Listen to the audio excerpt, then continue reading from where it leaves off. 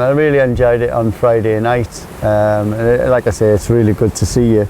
And I just wanted you to tell us a little bit about yourself and your background. I know I've heard it on Friday, but...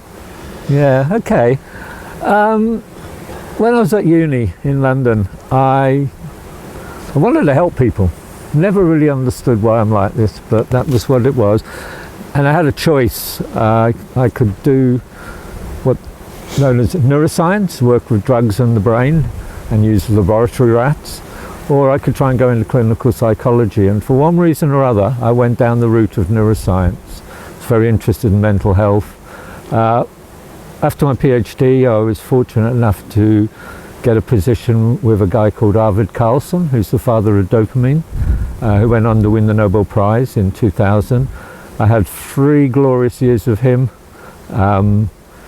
Finished there, moved to America for a couple of years, worked there, won an award to come back to Britain to set up a laboratory at University of Reading, and then moved to University of Swansea, where I was working for 12 years or so.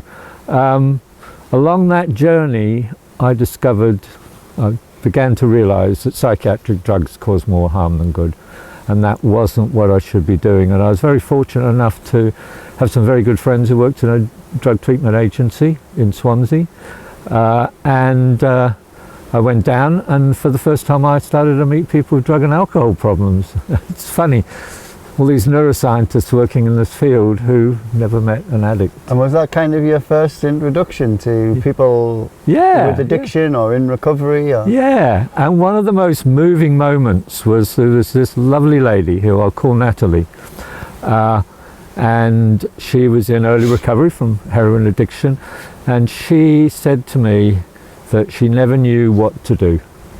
She couldn't find any information about how to overcome heroin addiction. And the simplest thing to do was to take more heroin to kill the pain. And she said to me, David, if you want to help people, then tell their stories. And I've been telling stories now for 25 years. And at the same time as going down there and visiting people, I'd set up this initiative called Wired In. I set up a charity. And I'd also been asked by the Welsh Government to look at treatment in Wales. And I got completely disillusioned that treatment services just, to me, were not that good, other than exceptions like the one in Swansea. And so I realised that we've got to work at grassroots. We've got to empower people, because at the end of the day, the doctor doesn't fix someone. The person themselves does the recovery. And that's a journey which takes time and everything. And to me, it was all about empowerment and connection. Giving people hope, giving them a sense of belonging, and helping them understand addiction and recovery.